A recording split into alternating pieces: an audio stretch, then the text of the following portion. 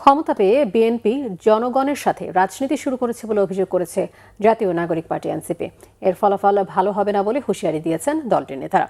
স্বাধীনতা দিবস উপলক্ষে রাজধানীর রূপায়ণ সেন্টারে এনসিপির ঢাকা মহানগর দক্ষিণ শাখা আয়োজিত আলোচনা সভায় দলটির মুখপাত্র আসিফ মাহমুদ সজীব ভূঁইয়া বলেন, বিএনপি সিটি কর্পোরেশনে প্রশাসক নিয়োগের মাধ্যমে গণতন্ত্র ভুলুণ্ঠিত করেছে।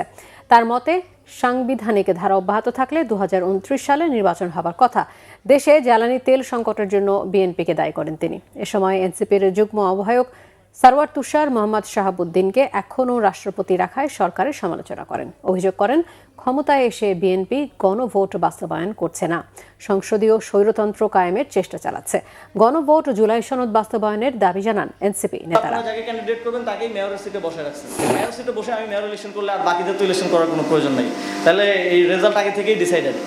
তো এই গণতন্ত্রকে কবর দিচ্ছেন যাদেরকে গণতন্ত্রের মহানায়ক হিসেবে আসলে তারা নিজেদেরকে বলতে চান।